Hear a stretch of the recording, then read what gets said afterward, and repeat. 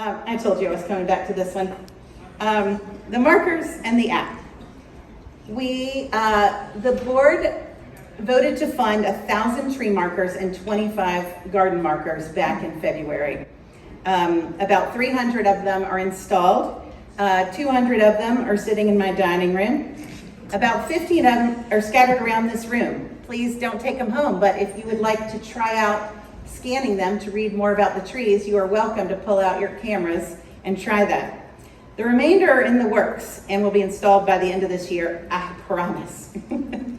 Because they have QR codes that scan to information about the tree, behind every marker is at least an hour of tech work. Writing the narrative, uploading the photos, linking the QR to a database, proofing those long Latin words, blah, blah, blah. I'm actually quite jealous of the 1972 1,000 marker campaign, where they would just stand in front of a tree and punch out the names onto this little copper strip with a label maker and then nail it up. Sounds so simple. Don't worry, we're not trying to do all this alone. We have funding from the board, thank goodness, for several interns to help with us. The drones are a really cool element.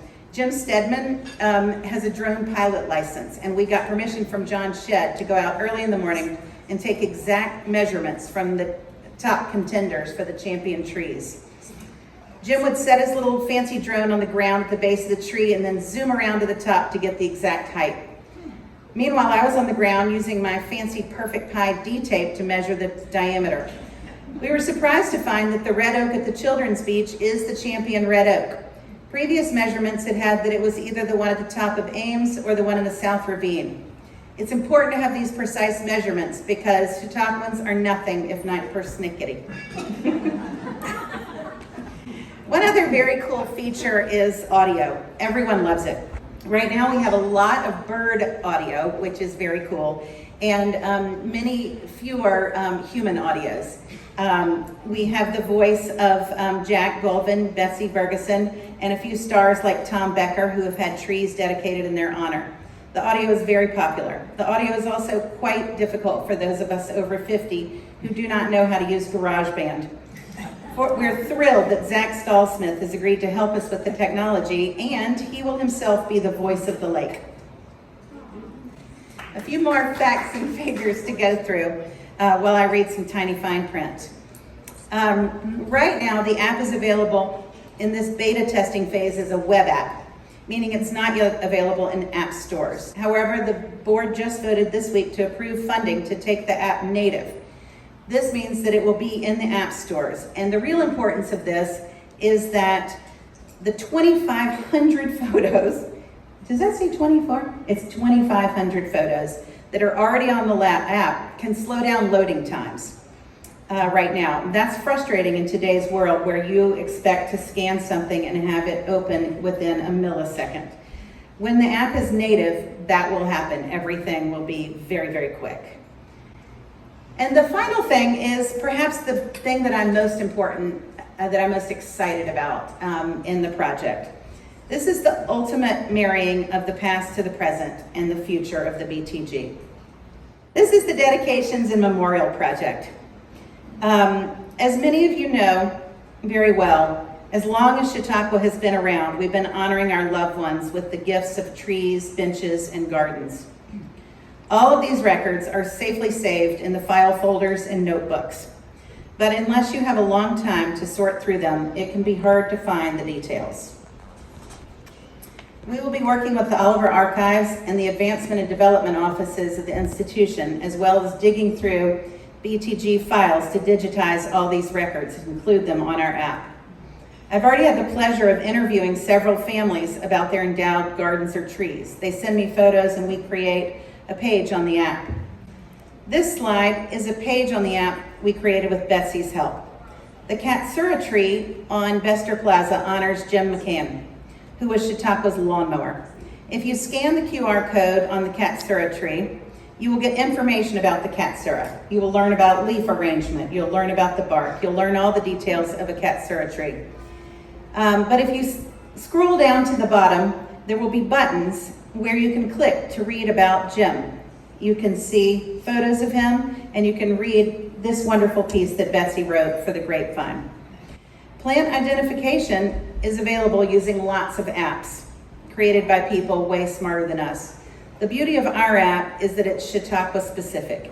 You will learn about why these plants were selected for this place, and you will learn about who they honor and remember. I'd like to take a minute to do some shout outs. Obviously, I can't shout out Betsy enough, so a round of applause for all the work she has done.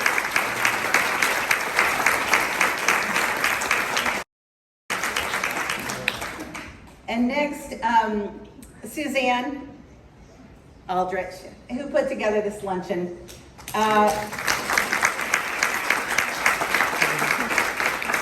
Suzanne is amazingly organized and endlessly patient. It's a wonderful quality. Moving forward, thank you.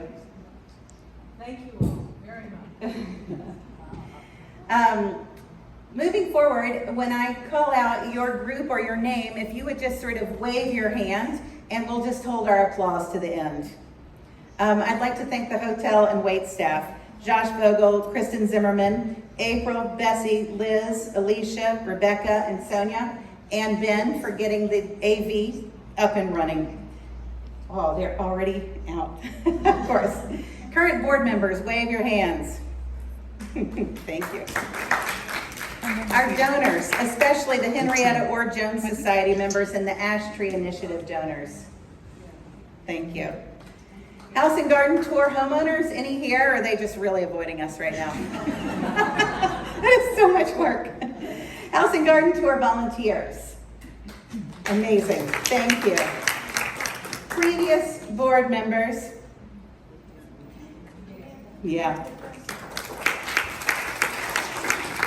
Prior presidents, we are so lucky to have in this room Angela James, Suzanne Aldrich, Margie Bucksbaum, Norman Cart, Alan Nelson, Marty Jingle, and Paula Gierzel.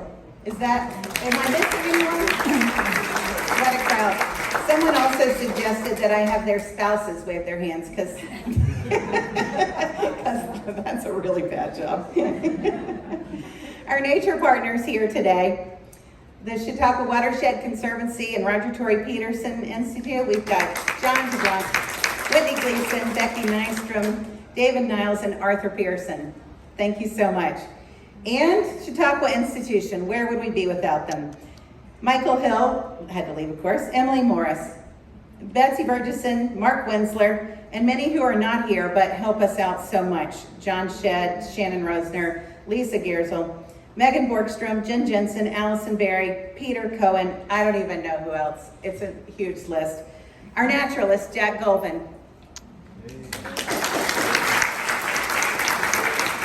And then our guides. The Chautauqua Watershed Conservancy provides our Monday Lake Walk guides. And then we also have Jack, Joe McMaster, Ruth Lundeen, Twan Leanders, and Jim Berry. Finally, thank you, our life members. We celebrate you today. We are so pleased to be part of this great organization together. And we especially celebrate our newest members who are listed on the back of the program and who I hope those who are here can stick around after this program for a photo on the porch. Thank you all for coming.